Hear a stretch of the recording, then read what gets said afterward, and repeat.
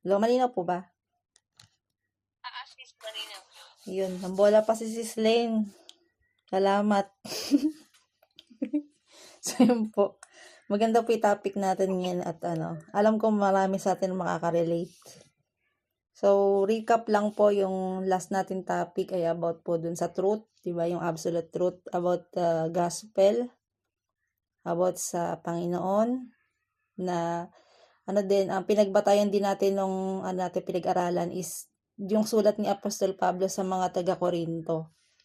So ako natutuwa ako dito sa aklat na ito sa mga taga-Korinto kasi marami ditong mga issue na tinalakay si Apostol Pablo na alam ko po lahat po tayo dito makaka-relate sapagkat lahat po tayo bahagi ng isang samahan ng mga mananampalataya. Tayo po ay bahagi ng isang church. Amen po. So ang ating pong title ay yung conflict about division within the church. Ano nga ba yung yung mga conflict na nagiging dahilan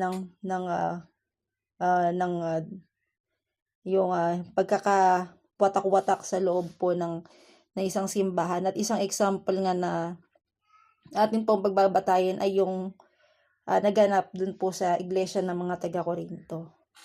So bago po tayo magsimula, tayo po yumukad at manalangin. Yes, Ama, sa gabing ito kami po nagpapasalamat sa panibagong pagkakataon na naman upang ikaw ay amin pong mabalikan ng pasasalamat, ng pagluwalhati at pagsamba, Panginoon. Lord, sa gabing ito, patuloy ka naming pinupuri sa aming pong buhay, sa lahat po ng natatanggap naming blessing, sa lahat po ng pag-iingat na patuloy mong pinagkakaloob sa amin, at sa discernment, Panginoon, sa wisdom na patuloy mong pinagkakaloob sa bawat isa po sa amin, na makapagdesisyon ng tama at akma sa iyo pong layunin sa aming pong buhay. Lord, sa gabing ito, hinihingi po namin ng kapatawaran, lahat po na aming pinagagawa, sa salita man, sa aming pag-iisip, o hindi namin sinasadya, Panginoon. Lord, patuloy namin na sinasamo sa iyo, patuloy mo kami nagabayan, patuloy mo kaming ingatan sa anumang pong gawa ng kaaway. I-reveal mo po sa amin, Panginoon, yung mga gawa ng kaaway na magpapahina na aming pong pananampalataya sa iyo. Kaya Lord, sa gabing ito, patuloy ko pong sinasamo ang iyong pong lingkod. Ikaw po ang siyang manguna sa akin pong buhay. Nawa Lord, ang iyong pong karunungan ang lumabas sa akin pong mga labi at hindi ang aking pong sariling mga pananalita. Kaya Lord, sa gabing ito, kami pinagpapasalamat. Patuloy ka namin itinataas sa aming buhay. In the mighty name of Jesus. Amen and amen. So, praise God mga kapatid. Ang ating pong topic ay about po sa mananampalataya ng mga taga-Korinto. Ito po yung unang sulat ni Apostol Pablo sa mga taga-Korinto. Alam ko po natapos niyo na po itong pag-aaralan. Tama po ba? Bago po tayo dumako dun sa aklat ng Efeso, ng Tesalonica, ay natapos na pong talakayin ito pong aklat po ng Korinto. Pero ganun pa man, mga kapatid, hindi naman po masama na ulit-ulitin natin dahil ito po ay napakaganda paalala po sa bawat isa po sa atin na dumadanas katulad din nung dinanas po ng mga taga-Korinto. At short background po sa iglesia po ng mga taga-Korinto. Ang ministry ni Apostol Pablo ay nagsimula doon po sa at isang lugar na pinagministrihan ni Apostol Pablo, na siya po yung magmula doon sa Athens, Greece, ay siya po ay nagtungo dito sa Korinto. At ang Korinto po ay kilala na isang lugar, isang siyudad na talaga namang napaka-yaman. Isa sa napaka-yaman at isa sa progresibong lugar doon po sa Greece. Ito pong ito pong yung lugar sa Korinto. At ito pong Korinto ay napapalibutan ng tubig, kaya naman ito'y kilala na daungan ng mga panlayag na mga sasakyan. At si Apostol Pablo po ay nagministry dito po sa lugar ng Corinto sa loob ng 1.5 taon. So, ganun po katagal ang inilagi ni Apostol Pablo dito. Gayon pa man, mayroon din siya mga nakilala dito, yung mag-asawang si Priscilla at si Aquila, na isa din po mga Hudyo. At sila po ay nakinig dun sa aral na dala-dala po ni Apostol Pablo. At sabi pa nga po dito, dumating din doon si Silas at si Timothy. Galing po sa Macedonia. So makikita natin mga kapatid yung kilos o yung galaw ng ministry ni Apostol Pablo. Yung nakaraan, nung nag-aaral tayo about sa Thessalonica, di ba? Ganito din yun. Ito din yung mga pinuntahan ni Apostol Pablo nung siya po ay nagmi-ministry. Yung Macedonia, di ba? Nabanggit din dun sa aklat or sulat ni Apostol Pablo sa mga taga Thessalonica. So, yun nga po. So, sa sobrang tagal ni Apostol Pablo po dito, unlike dun sa Thessalonica, maraming nakitang mga hindi or mga issue na dapat na itama dito po sa mga mananampalataya dito. At isa pa nga po yung isa pa sa mga nagministry dito po sa lugar na ito ay si Apollos.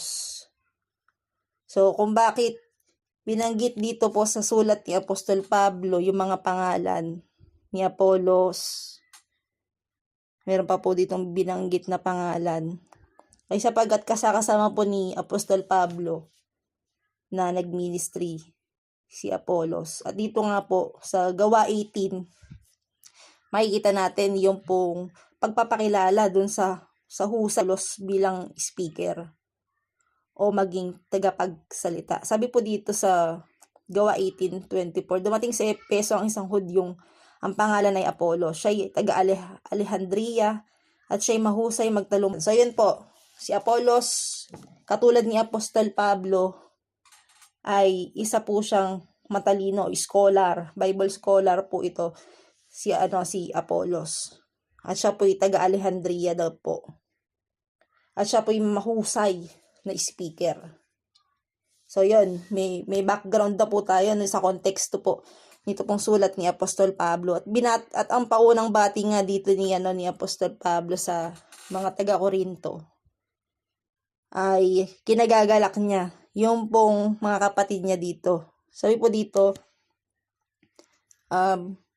ito po yung paunang bati ni Apostol Pablo. Mula kay Pablo na tinawag ayon sa kalooban ng Diyos upang maging apostol ni Kristo Jesus para sa iglesia ng Diyos na nasa Corinto. Sumainyo nawa ang pagpapala at kapayapaan mula sa Diyos nating Ama at mula sa Panginoong Hesukristo. Sabi po dito, laging nagpapasalamat si Apostol Pablo sa Diyos dahil po dun sa pagpapalang ibinigay ng Panginoon dun sa mga taga-Corinto. So makikita natin dito na mayayaman yung mga kapatid dito. Sila ay may masasaganang tinatangkilik. Meron silang talaga lugar. Kasi katulad po nung una kong sabi, nung una ko pong binanggit sa inyo, ang Corinto po ay kilala sa isa sa pinaka talaga namang maunlad na lugar nung panahon po na yun.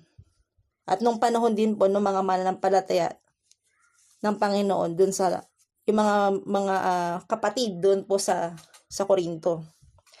At yun na po, maging malinaw na po sa atin yung background po, sila po ay maayos ang buhay, maayos ang nila mga kapatid, at sila po ay nasa lugar na isang progresibong lugar. So dito na po tayo sa topic na issue na nakita ni Apostol Pablo dito po sa mga taga-Corinto. Babasahin ko po yung verse 10 hanggang verse 17. Sabi po dito, mga kapatid, ako'y nakikiusap sa inyo sa pangalan ng ating Panginoong Hesukristo na magkaisa kayo at huwag magkabahabahagi, maging sa pagkaunawa at pagpapasya. Sapagkat ibinalita sa akin ng mga kasama ni Chloe, I don't know how to pronounce Chloe, na kayo raw ay nag-aaway-away. Verse 12, ito ang tinutukoy ko. May nagsasabing kay Pablo ako, may nagsasabi namang ako'y kay Apolos. May iba ring nagsasabi kay Pedro ako. At may iba namang nagsasabi ako'y kay Kristo. So, ito po mga kapatid, verse 10 ay sa paumpisang sabi ni Apostol Pablo bago niya ibigkas yung pong issue dun sa lugar, bago niya ibigkas yung verse 11 and 12, meron agad siyang pakiusap si Apostol Pablo. Sabi po dito sa verse 10, mga kapatid, ako'y nakikiusap sa inyo sa pangalan ng ating Panginoong Hesus. Magkaisa kayo at huwag magkabahabahagi, maging sa pagkaunawa at pagpapasya. So, meron pong pakiusap sa pagkakaisa ito pong si Apostol Pablo. Bakit?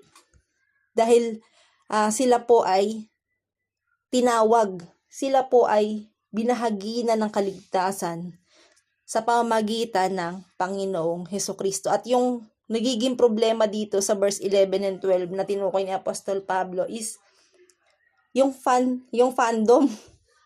Meron pong mga fanatics dito ng kanya-kanyang mga guro, ng kanya-kanyang mga apostol, at ng kanya-kanyang mga leader ng church. And yung iba po, may fandom ni Apostol Pablo, may fandom ni Apollos, may fandom ni Pedro, at yung iba naman yung fandom daw ni Kristo. So, para tong mga kapatid, yun nangyayari dito sa mga taga-Korinto is yung sino po dito yung mga may kilalang mga banda, merong yung ngayon yung uso-uso ngayon yung mga K-pop fanatics. Like ito mga Beanie Fans to, yung iba K-pop fanatics SB19, yung iba di ko na alam yung mga K-pop. So yun, parang ganito yung nangyayari dito sa mga kapatid. Nagkaroon sila ng kanya-kanyang mga favorite. May mga favorite silang mga taga-panguna. Meron silang gustong-gusto nila, ito ang gusto kong pakinggan. Ito yung gusto kong marinig ng tagapagsalita. Pero kapag si ganito ang nadinig kong ayokong pakinggan yan kasi hindi yan yung favorite ko, hindi yan yung ang tawag doon, bias. Sino po dito nakakaano doon sa term na bias? Yan po yung term ngayon, yung modern term na sino yung favorite mo. Diba? Sino po diyan? Natawa ako dito natawa po ako dito sa conflict dito sa Corinto kasi parang ganito din yung nangyayari sa mga simbahan. Meron silang kanya-kanyang paboritong pastor. Si pastor na ganito, paborito ko magsalita to, dito lang ako makikinig. O si kapatid na ganyan, eto magsasalita sa isang linggo, ay a-attend ako. So ganito, yun nangyayari sa mga kapatid dito sa Corinto. Meron silang mga paborito. May kanya-kanya silang bias. Tama. Sabi dito, verse 13, sabi ni Apostol Pablo, bakit? Nahati ba si Kristo? Si Pablo ba ang pinako sa krus para sa inyo? Binautismuhan ba kayo sa pangalan niya? Ang tinutukoy po dito ni Apostol Pablo is si Pablo. Binautismuhan ba kayo sa pangalan ni Apostol Pablo? O ni Apolos? O ni Pedro? Verse 14, salamat sa Diyos at wala akong binautismuhan sa inyo, maliban kina Crispo at Gaius. Kaya hindi niyo masasabing kayo binautismuhan sa aking pangalan. So, grabe, no? Yung bang yung tao ang ginamit na bautismuhan yung isang tao, pero ang nabibigyan na ng credit ay yung tao na, imbis na ang Panginoong Jesus. Ang nabibigyan na ng credit ay yung tagapagsalita o yung tagapanguna. Nakukuha niyo po yung conflict dito sa lugar ng Corinto, na imbis na ang Panginoon ang maitaas, ang mabigyan ng credit, ang nabibigyan ng credit yung leader, ang nabibigyan ng credit yung pastor o yung tagapanguna, like Apolos, Pedro, at si Pablo. Naiitsapwera yung pinaka-importante sa lahat. At yun ay walang iba kundi ang Panginoong Hesukristo. Kaya naman pinupunto ni Apostol Pablo dito sa mga kapatid, dito sa mga taga-Korinto, na hindi yung mga bias ninyo, hindi yung mga paborito nyo ang napako sa krus. At hindi sa pangalan nila ang ginamit para kayo mabautismuhan. Verse 17, verse 16 sabi dito, ako nga rin pala ay nagbautismo sa sambahayan ni Estefanas.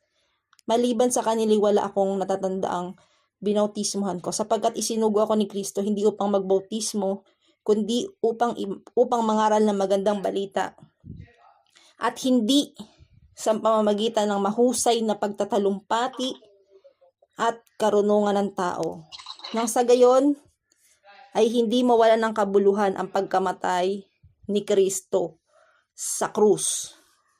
So pinupointo dito ni Apostol Pablo, mga kapatid, na walang ibang pinaka-importanting bagay tayo na dapat na makita, kundi yung pag-ibig ng Diyos natin pong natanggap. Hindi tayo dapat tumingin sa tao, hindi tayo dapat tumingin, ito magaling tong magsalita, dito lang ako maniniwala. Or dito ako titingin kasi paborito ko itong tagapagsalita.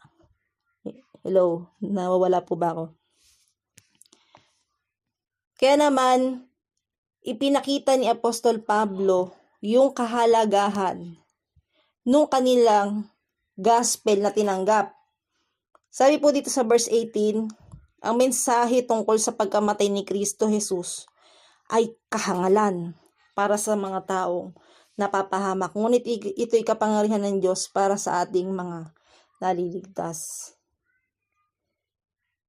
Verse 18, ulitin ko po, ang mensahe tungkol sa pagkamatay ni Kristo sa krus ay kahangalan para sa mga taong napapahamak. So ito pala yung context nun, mga kapatid, kung ba't sinabi ni Apostol Pablo yung mga salita na ito, kung bakit hindi tinatanggap ng mga tao na mapapahamak ang mensahe ng gospel, ang mensahe ng ginawa ng ating pong Panginoong Jesus sa krus, dahil para sa kanila ito'y kahangalan. Ito ay stupidity para sa kanila. Why? Bakit ako sasamba sa isang Diyos na nagpapako sa krus? But kung talagang Diyos yan, dapat hindi siya napako sa krus. Tama po? Pero ito yung sabi ni Apostol Pablo, ngunit ito'y kapangyarihan ng Diyos para sa ating mga naliligtas. Bakit sinasabi ito ni Apostol Pablo? Hindi importante kung sino ang iyong paborito, kung yan ba'y magaling magsalita, kung yan ba ang iyong paborito laging pinakikinggan. Ano ba yung tinutukoy dito ni Apostol Pablo? Yung ginawa ng Panginoong Jesus doon sa krus ay siyang kapangyarihan ng Diyos sa lahat ng naniwala sa Kanya, sa lahat ng nanampalataya sa Kanya. Kaya naman, yan yung pinagtatalu-talunan ninyo, yung mga paborito nyo, di dapat yan ang gaganap sa inyo eh. Hindi yan dapat nangyayari sa inyo. Bakit? Kasi hindi naman dapat tao yung tinataas natin. Sabi ni Apostol Pablo, hindi naman dapat ako yung itaas nyo. Ako yung isang representative lamang ng Panginoong Jesus. Maging si Apostol Pedro, maging si Apolos, hindi man yan magkakalaban-laban eh. Hindi man magkakaaway-away si Pablo, si Pedro, at si Apolos. Pero itong mga kapatid doon sa Korinto ay nagkakaroon ng ng conflict, nagkakaroon ng division. Kasi may mga gusto silang pakinggan. At pag minsan ang nakakalungkot, nakabatay sila doon sa karunungan ng tao. Kaya nga sabi dito sa verse 19, sapagkat susulat, sisirain ko ang karunungan ng marong at gagawin kong walang saysay ang katalinuhan ng matatalino. Bakit?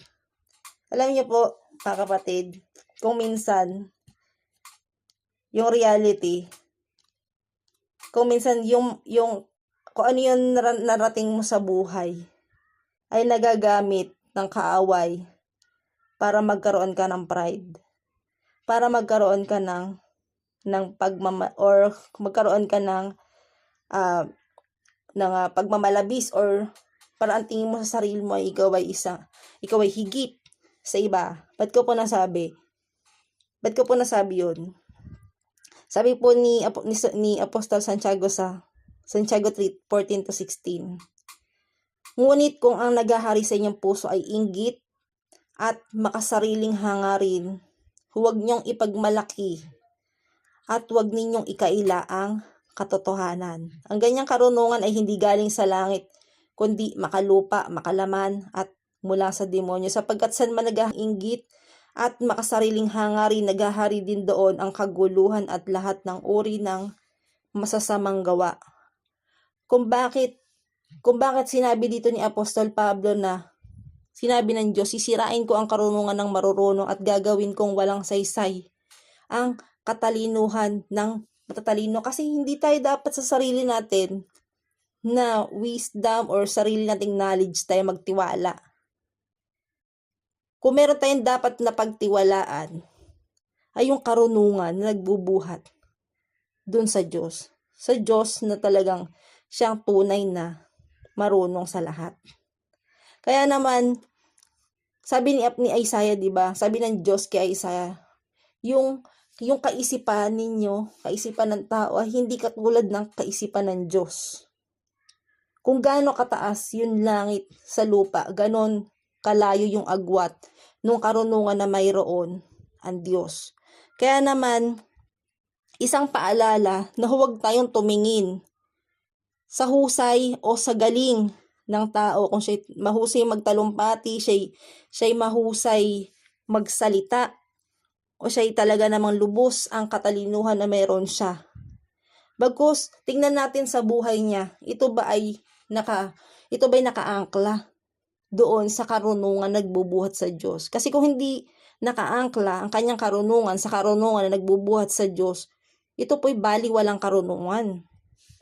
Ito po'y walang saysay na karunungan. Huwag din tayo magtiwala sa ating pong sariling karunungan. Isang paalala po, mga kapatid, na kung bakit laging si Jesus, kung bakit laging ang Diyos ang sentro ng ating pong buhay dapat. At hindi tayo sa ating sarili, hindi tayo sa kapatid o sa mga pastor nakabatay yung karunungan. At kung bakit yung lagi natin pinagpe-pray, di ba, kapag bago tayo magsimula sa ating pong gawain na ang karunungan mo nawa ang siyang maibuka ng aming mga labi at hindi yung aming pong sariling kaunawaan. Kasi bakit? Kasi ang tao may tendency po na magkamali. May tendency na magsinungaling. Ang tao po may tendency na magsalita ng sarili niyang haka-haka, ng sarili pa niyang opinyon.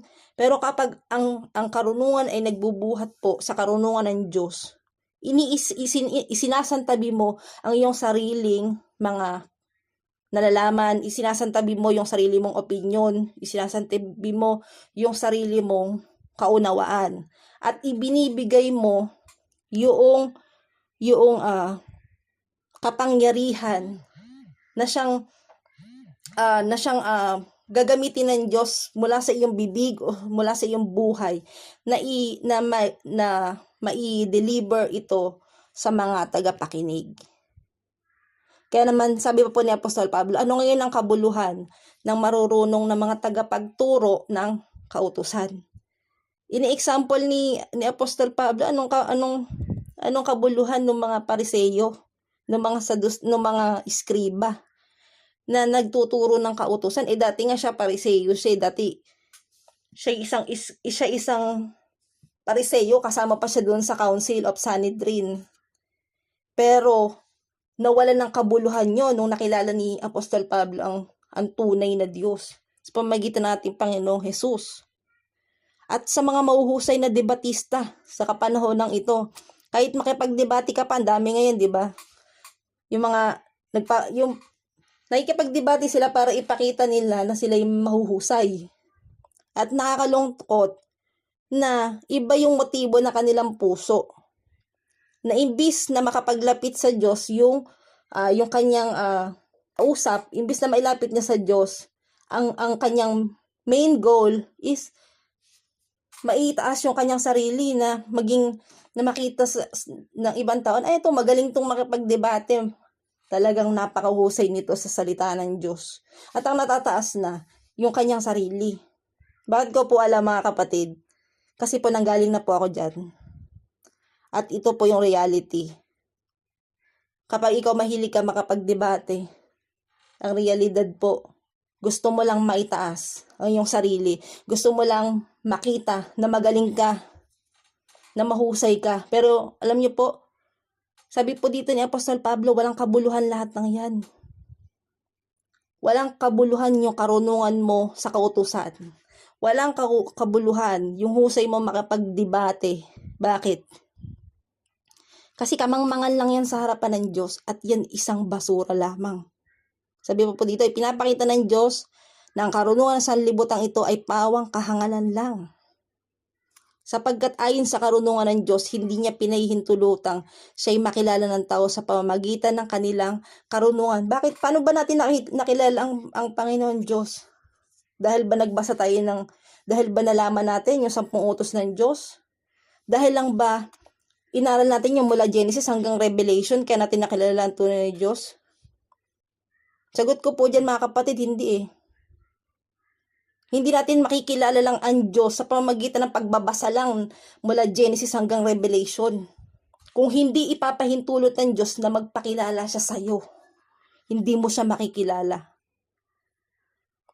Amen po. Hindi mo makikilala ang tunay na Diyos kung ikaw ay nakabase lamang sa iyong karunungan. Kasi kahit basahin mo yan mula Genesis hanggang Revelation, kung hindi ka bibigyan ng wisdom ng Diyos na maunawaan mo ang nakasulat dyan, hindi mo yan maiintindihan.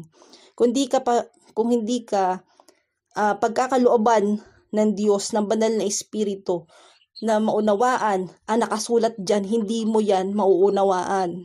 Kaya kahit ganong basa mo sa Biblia, bakit ganon? Binasa ko naman siya, pero bakit di ko siya maunawaan? So yun po, ang ibig sabihin dito ni Apostol Pablo. At kahit naman yung mga Pariseo noon, di ba? Ang gagaling nilang kabisado nila yung mga utos, pero bakit hindi nila nauunawa ang mabuti? Kinorek pa nga sila ng Panginoong Hesus. Kasi mali-mali yung kanilang interpretation. Mali-mali yung kanilang pagkaunawa. Kaya sinasabi dito ni Apostol Pablo na huwag niyong sayangin ang inyong panahon sa mga ganyang walang kabuluhang pagkakawatak-watak, walang kabuluhang mga pagtatalo, na ang naitataas lamang ay yung karunungan ng tao at hindi ang karunungan nagbubuhat sa Diyos. At ang naitataas lamang ay yung tao, hindi ang ating Panginoong Hesus. Kaya nga sabi ni Apostol Pablo, sino ba yung napako sa krus? Ako ba? Si Pablo ba? Si Apollos ba? Si Pedro? Kaninong pangalan yung ginamit sa pagbabautismo? Pangalan ba ni Pedro? So mga kapatid, marami pong mga ganitong nagaganap sa loob po ng simbahan. At ako po isang saksi na nagaganap po ito. At isang halimbawa po niyan, mga kapatid, ay yung pagkakampi-kampi. Diba yung bang pag hindi nagustuhan ng isang kapatid yung sinabi ng kanyang isang kapatid, ay imbis na doon sa tao na nakasakit sa kanyang damdamin siya dumiretso sa ibang kapatid siya dumidiretso, imbis na iayos niya yung pong hindi pagkakaunawan sa kanila. At lalong lumalaki yung gulo na imbis na maayos, ito po ay lalong lumalaki. Bakit? Kasi inuna yung sariling pasya, inuna yung sariling karunungan at hindi bumase doon sa karunungan nagbubuhat sa Diyos. At yan po ang ating po dapat na laging tandaan. Buhat po dito po sa salaysay ni Apostol Pablo sa mga taga-Korinto na dapat lagi nating unahin yung karunungan nagbubuhat po sa ating pong Diyos sa pamamagitan ng pananalangin.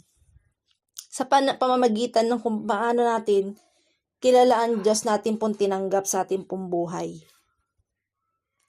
Dahil kung babase lang ang tao sa karunungan ng tao, gaya po na sabi ni Apostol Pablo, yan po'y kahangalan lang sa harapan ng Diyos. At kung gusto mong makilala ang Diyos, hingin mo sa Kanya yung karunungan. Hingin mo sa Kanya yung wisdom at i-desire ng iyong puso na makilala mo siya. Hindi po basihan na kabisado mo yung Genesis hanggang Revelation, kilala mo na ang Diyos. Hindi po ako naniniwala, mga kapatid. Kahit kabisado ang Genesis hanggang Revelation, kung hindi pinahintulot ng Diyos na magpakilala siya sa iyo, hindi mo siya makikilala. Kung hindi pagkakaloob sa iyo ng Diyos yung wisdom na makilala mo siya, hindi mo makikilala ang Panginoon Diyos. At yung gospel, sinasabi po dito ni Apostol Pablo, sa halip, may narapat niyang iligtas ang nagpapasakop sa kanya sa pamagitan ng magandang balita na aming pinangaral, na sa tingin ng iba'y isang kahangalan. Yun nga, napakapalad nitong mga taga-Korinto, sabi ni Apostol Pablo, mapalad kayo. Dahil minarapat niyong tanggapin yung gospel na aming pinangaral sa inyo, mapalad kayo. Sapagkat hindi lahat ng mga Hudyo, kasi kayo mga hintil, kayo mga taga-Korinto mga hintil, at kayo mapalad dahil hindi lahat ng Hudyo ay tinanggap yung mabuting balita na aming daladala. Bakit po nasabi ni Apostol Pablo? Sapagkat ang Hudyo'y humihingi ng himala bilang katunayan. Humihingi ang mga Hudyo ng himala bilang katunayan. Pero mapalad ka, kapatid. Kasi kahit walang himala, naniwala ka sa Panginoon. Na hindi katulad ng mga Hudyo, nakita na nila yung himala. Maraming pinagaling. Maraming binuhay na patay. Pinakain yung 5,000 tao pero hindi lahat naniwala. Kaya naman napakahalaga ng itinuturo na ito ni Apostol Pablo na huwag niyong sayangin sa walang kabuluhan na pagtatalo-talo. Yung mabuting balita na inyong tinanggap, yung kaligtasan na inyong tinanggap, huwag niyong sayangin dyan. Walang mga kabuluhan yan. Huwag kayong tumingin sa tagos. Tumingin kayo doon sa ginawa ng Panginoong Hesus. Bagkus tumingin kayo doon sa karunungan na pinagkaloob ng Diyos, doon sa mga tao na inyong sinusundan. Sabi pa po ni Apostol Pablo, karunungan naman yung hinahanap ng mga Griego. Pero ang pinapangaral namin ay si Kristo na ipinako sa krus, na para sa mga Hudyo ay katitisuran, at para sa mga hintil ay isang kahangalan. Bakit katitisuran sa mga Hudyo? Kasi para sa kanila, mga kapatid, yung Mesiya na hinahantay nila is katulad ni Haring David, na isang hari, isang matipunong hari na lalaban doon sa imperyo ng Romano. Pero yung sinasabing Mesiya ng banal na kasulatan, napako sa krus. Hindi namin tatanggapin yan. Hindi yan yung Mesiya namin, napako sa krus. Patawa ba kayo? Yan po yung sorry po sa inaano ka lang po para yung reality nung puso nung pong mga Hudyo na tinatawanan nila, nilalait nila yung nangyari po sa ating pong Panginoong Hesus. Kaya yan po ay katitisuran para sa kanila. Hindi nila yan matatanggap. Bakit ko tatanggapin yan yung Kristo? Napako sa krus, dinuraan, siya yung hari, sinasabi niya siya yung hari na pumapasok doon sa Jerusalem, nakasakay doon sa bisiro. Para sa kanila po mga kapatid, yung hari para sa kanila na papasok at kanilang sasalubungin ay nakasakay. Parang yung mighty knight. Tama po ba yung isang matipunong lalaki na nakasakay sa kabayo. Pero yung Kristo, yung Mesiyas na sinasabing pumasok dun sa Jerusalem, sakay-sakay ng donkey, maliit na kabayo. So yun, para sa kanila katatawanan yan, mga kapatid. Katatawanan yung pagkapakaw sa krus ng ating Panginoong Hesus. At para sa mga Griego, ito'y isang kahangalan na kilalanin ang Panginoong Hesus. At verse 24, subalit sa mga tinawag ng Diyos, ikaw man ay Hudyo o Griego, si Kristo ang kapangyarihan at karunungan ng Diyos. So makikita natin dito mga kapatid, no? Ang itinataas ni Apostol Pablo ay walang iba kundi ang ating Panginoong Hesus. Kundi yung kapangyarihan at karunungan ng Diyos na na kay Kristo. Huwag po natin itaas yung mga leader. Huwag po natin itaas yung mga bishop. Huwag po natin itaas yung mga pastor. Sila po yung mga kasangkapan lamang na ating pong Diyos. At ang dapat pong naitataas palagi ay ang pangalan ng ating pong Panginoong Hesukristo. Sapagat ang napako sa krus, sabi nga ni Apostol Pablo, ay ang ating pong Panginoong Hesus. So paalala dito ni Apostol Pablo, tigilan niyo na yan. Walang kabuluhang pagtatalo-talo, walang kabuluhang inggitan, walang kabuluhan na pagtatalo-talo sa ranggo o sa katagal. Matagal na akong mananampalataya.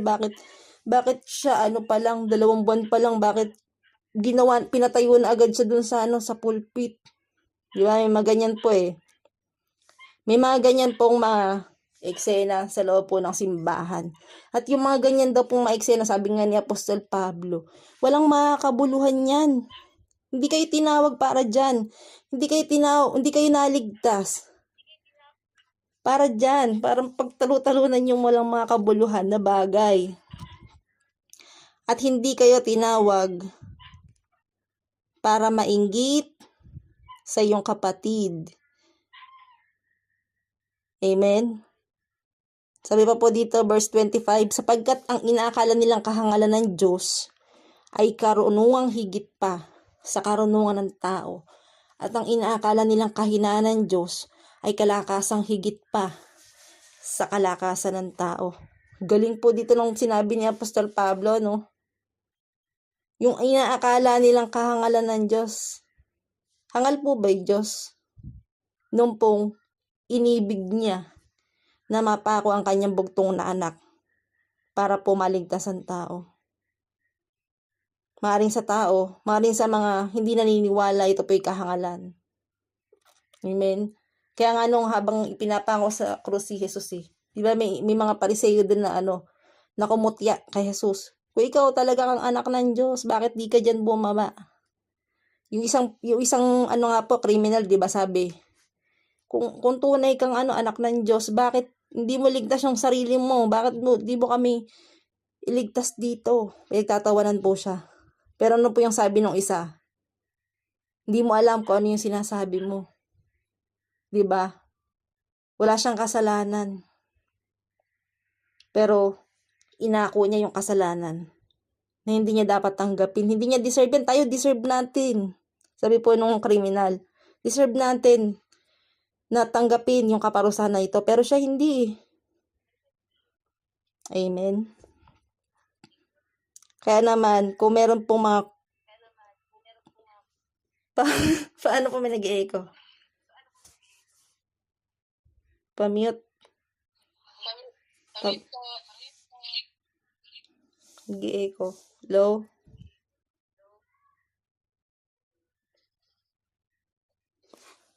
May nag-echo si Slane. Sister din yata galing. They are Power off. Hello? Hello? Power off. Sino nagpa-power off? Ako yun. Hello, hello. Yun, nawala na. sige let's continue. Sabi po dito sa verse 26, mga kapatid, alalahanin ninyo ang inyong katayuan noong kayo tawagin ng Diyos. Ayon sa pamantayan ng tao, iilan lamang sa inyo ang matatawag na marunong, makapangyarihan at maharlika. So grabe. Pala sa kanilang mga scholar, meron pala sa kanilang mga maharlika at saka makapangyarihan. Pero verse 27, subalit pinili ng Diyos ang mga naturingang hangal sa sanlibutan upang hiyain ang marunong. Isang example po dyan mga kapatid, si Pedro, mangingisda. Tama. Na, ito, Amen. nung pumasok sila dun sa, sa synagogue, nun sa council ng Sanhedrin, dun po sa gawa, chapter 4 yata yun or 3, hiniharap sila dun sa Sanhedrin. Hindi sila makapaniwala kasi, teka, mga mangingisda lang tong mga tuwa. Bakit ang gagaling nilang magsalita? Bakit ang huhusay magsipagsalita nitong mga to? So, ito po yung sinasabi ni Apostol Pablo na sa tao, pwede kang maliitin sa iyo pong tinapos. Pwede kang maliitin sa kung ano man yung estado mo sa buhay. Pero kung ang karunungan ay nagbubuhat po sa Diyos at yung pong kapangyarihan nagbubuhat sa Diyos ay suma sa iyo.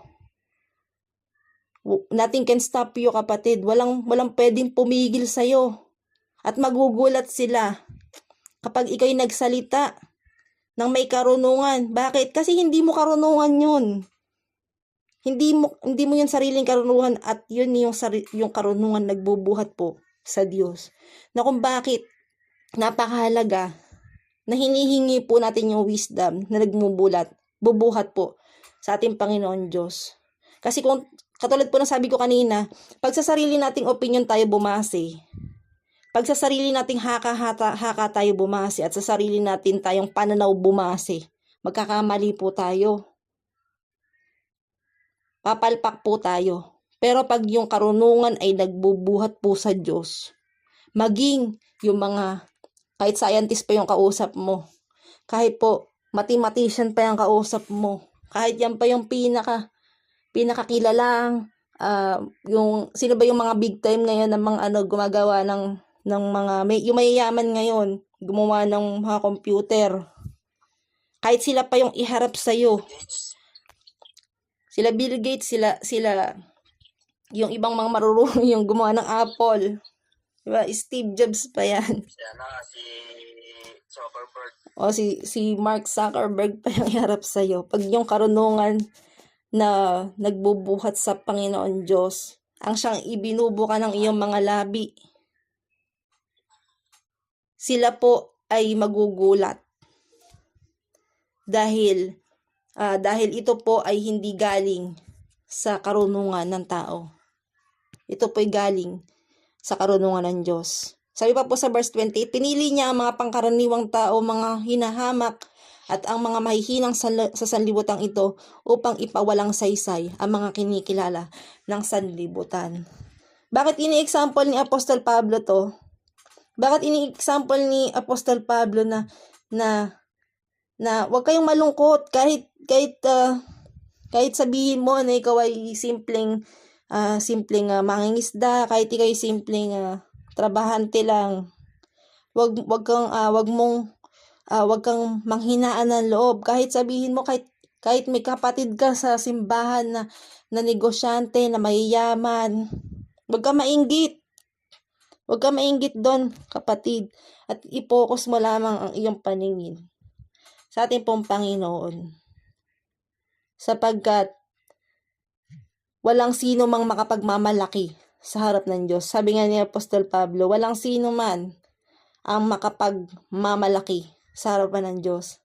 Kahit tapos ka pa ng abogasya, kahit tapos ka pa ng pagiging inhinyero, or ikaw ay isang doktor, kung wala ang Panginoon sa buhay mo, baliwala yan. Huwag ka mainggit, kapatid, sa mga nakikita mo sa labas. Huwag ka mainggit sa iyong kapatid na meron ito, pero ikaw ay wala. Sabi nga dito, maging kontento na tayo sa kung ano ang ipinagkaloob sa atin ng Diyos. Kasi yun talaga nagiging cause eh. Yung inggit, yung makasariling hangarin, yung mga makapanlupa na mga hangarin, yung mga material na bagay na hinahangad ng mga taong mga mapapahamak. Pero sabi nga ni Apostol Pablo, kayo mga niligtas na kayo ng Panginoon. Tinanggap niyo na yung gospel na hindi tinanggap ng mga Hudyo na ang hanap ay himala, na hindi tinanggap ng mga Griego na ang hanap ay karunungan. At para sa kanila ay kahangalan. Yung pong ginawa natin Panginoong Jesus. Pero mapalad kayo, sabi ni Apostol Pablo. Mapalad kayo kasi ang maipagmamalaki nyo lang ay Panginoon eh. Amen po ba? Kung minsan po, i-allow ng Diyos na mawalan tayo. Ina-allow ng Diyos na wala tayong malapitan. Kasi bakit? Para makita natin kung ano yung meron tayo. Na meron tayong Diyos na handang tumulong po sa atin po mga kawalan. So, wag kang maghangad ng mga bagay na nakikita mo sa iyong kapatid sa church. Wag mong gawing dahilan para magtampo ka sa iyong kapatid. Wag mong gawing dahilan upang mainggit ka sa iyong kapatid. Bakit siya nakakatayo na dun sa pulpito? Ako 4 na taon na akong nagsisimba. Bakit? Paborito yata yun ni pastor. Amen po. May ganyan po bang conflict po sa simbahan nyo? Or, alis na lang ako dito sa church na to kasi hindi ako dito nag-grow. Lipat na ako sa ibang church. Or may magkaroon kayo ng samaan ng loob dun sa kapatid na imbis na maayos, lumipat ng ibang church. Kasi daw, alam ni Lord yung puso niya. At sila na daw ang nagkakaunawan ng Panginoon. Alam niyo po, may ganyan po nangyari po sa namin eh. Sa church namin. Nagkaroon lang po sila ng hindi pagkakaunawaan sa isang simpleng bagay na walang kakwenta-kwenta. At nagtalo po sila sa chat.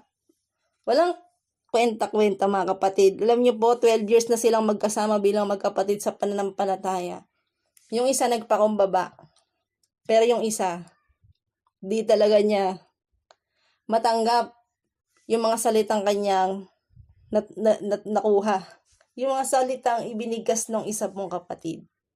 At ang nakakalungkot, lumipat po siya ng ibang church.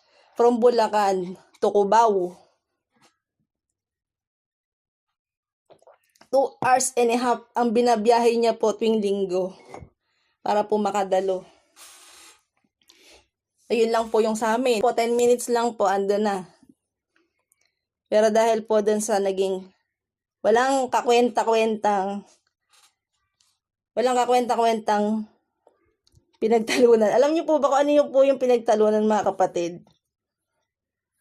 Gusto niyo po malaman. Yung walang kakwenta-kwentang mga bagay ipagpapalit mo para sa iyong kapatid.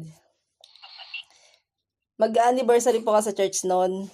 Ngayon po, yun po amin pong taga-ingat yaman, yung treasurer po ng church, tsaka yung auditor, nag-uusap sila. Ngayon po, yung isang kapatid, meron silang kamag-anak na nagtitinda ng manok. Pero hindi kapatid, hindi ka mananampalataya yung nagtitinda ng manok. So, humingi po ng yung isang kapatid ng pakiusap na baka pwede yung tulungan na lang natin yung pamangkin namin sa kapatid namin. Doon lang tayo bumili ng manok para sa kanya lang mapunta yung kikitain, makatulong man lang dun sa kasi single man po yung natitinda ng manok. Tapos, imbis na dun bumili po yung treasurer, sa iba bumili. Nagtampo ngayon yung isang kapatid, yung kapatid na nag-suggest. Nagsumbong siya ngayon dun sa auditor. So ngayon, yung auditor at saka yung treasurer ang nagpalitan ng mga di magagandang salita po. Yung ano lang po yun manok lang yun mga kapatid. Simpleng-simpleng bagay. Yung 12 years po nilang pagsasama bilang magkapatid. Actually, nag-sorry po yung treasurer eh. Inamin niya na may pagkakamali siya. Pero hindi niya pala sinasadya. Kumbaga, nagmamadali po siya noon kaya sa iba na siya nakabili. At nakalimutan na niya na doon na lang bumili sa kakilala po nung sa naming kapatid. So, yun lang po. Simple lang pong usapin. Dumating po sa punto na hanggang ngayon, yung pong aming pong auditor, doon na siya nag-church sa Cubao every Sunday. Bumabiyahe po siya ng 2.5 or 2 to 3 hours para makapagsimba. Yan po nakakalungkot. Nakakalungkot po mga kapatid, no? Para bang nawawala ng saysay. Yan pong ginawa nating Panginoong Hesus. At kaipokrituhan. Para sa akin po kaipokrituhan na sumasamba ka sa Diyos. Pero yung kapatid mo sa pananampalataya ay meron kang hindi pagkakaunawaan, hindi kayo. Actually, okay lang po mga kapatid kung kakapwa-Kristiyano mo lang na hindi mo naman talaga kakilala, di ba? Yung stranger lang. Parang ganito. Parang okay lang sana kung ganito lang na online na kapatid. Pero nakakalungkot po yung bang kasama mo siya 12 taon. Pero mauuwi lang sa wala ang inyong paglilingkod sa Panginoon.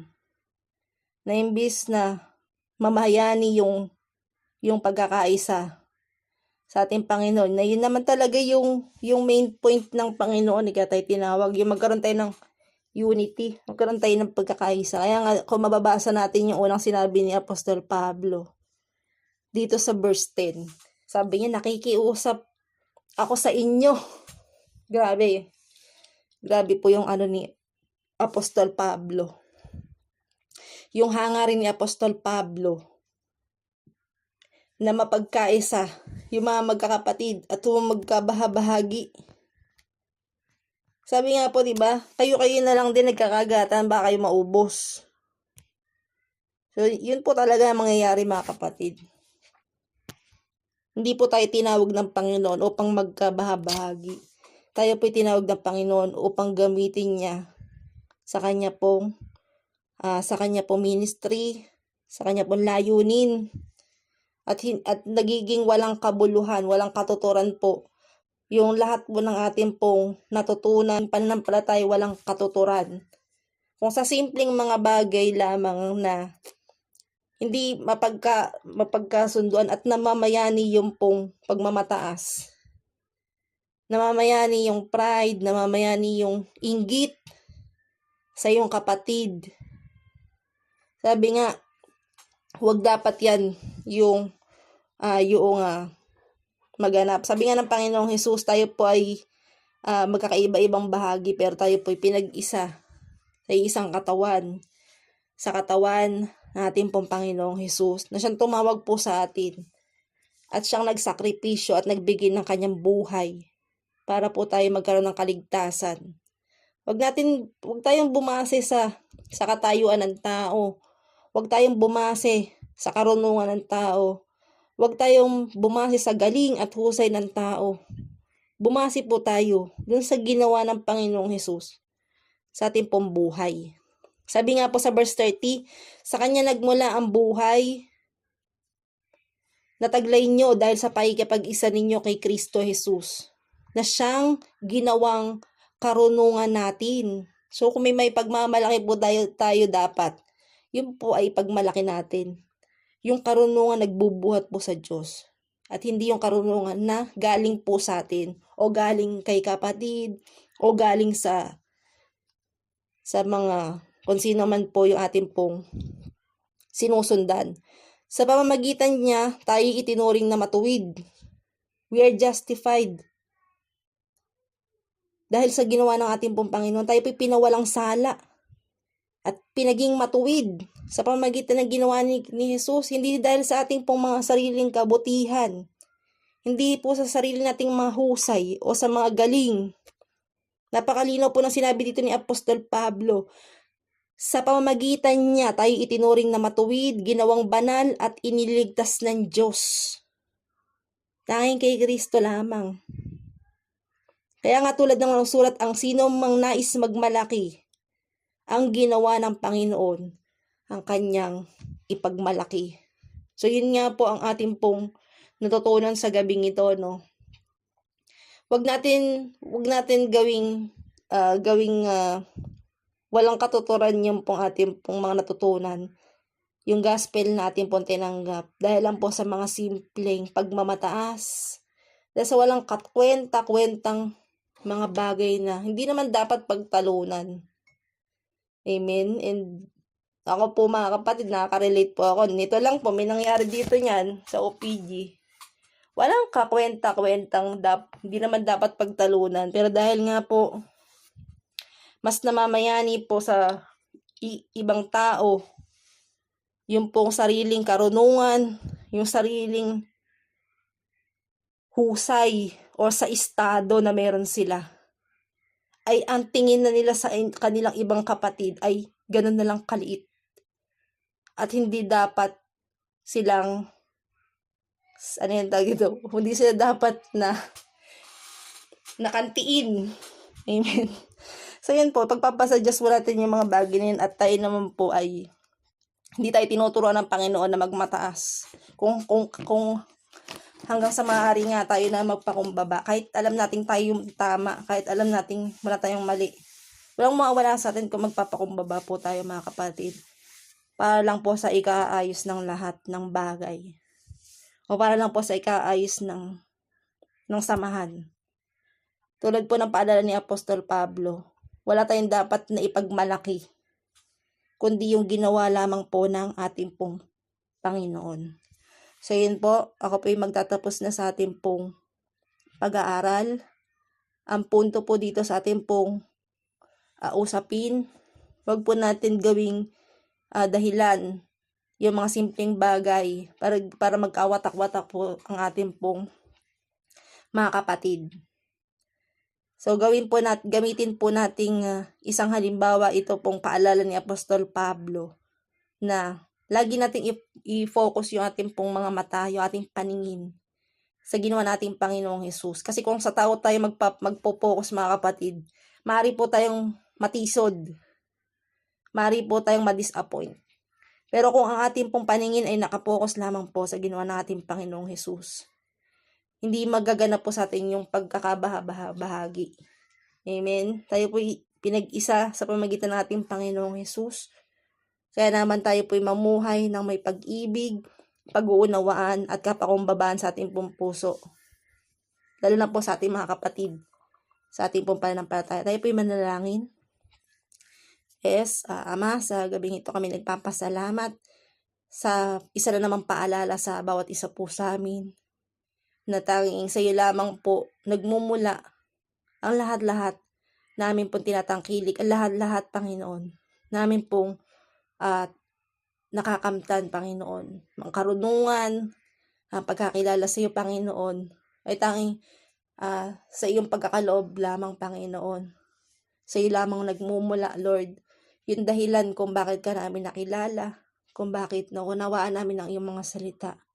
Hindi ito galing sa amin pong walang kabuluhan, karunungan, Panginoon. Kaya nagpapasalamat kami, Panginoon, dahil ikaw ay mabuti at punong-puno ng habag at biyaya, Panginoon. Hindi ka madamot sa bawat anak mo, Panginoon, na humihingi sa iyo ng karunungan. Kaya Lord, sa gabing ito kami, mga conflict man kami sa aming pong mga kapatid, meron kami mga conflict sa aming pong mga kaibigan, sa mga katrabaho, at higit lalo sa mga kapatid namin sa simbahan. Lord, tulungan mo kami na magkaroon kami na kalakasan ng loob na sila po ay kausapin with a humble heart. Panginoon, alisin mo sa amin yung pusong mapagmataas. Alisin mo sa amin yung inggit. Alisin mo sa amin, Panginoon, yung pagmamalaki. At Lord, palitan mo ito na pag-ibig na nagbubuhat lamang sa iyo at palitan mo ito, Panginoon, ng kaligtasan, Panginoon, namin natanggap at pananampalataya nagbubuhat sa iyo, Lord.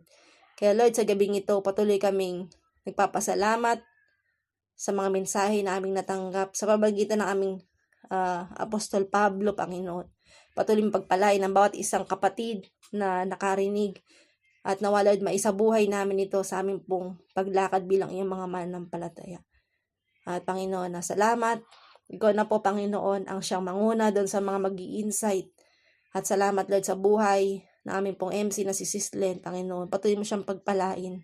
Patuloy mo siyang ingatan, Panginoon, at bigyan ng kagalingan, Panginoon, sa kanyang sipon. Lord, sa iyong papuri, sa iyong pagdakila, Panginoon, in the mighty name of Jesus. Amen and amen.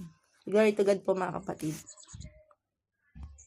Amen. Salamat sis Abby sa magandang topic ng mga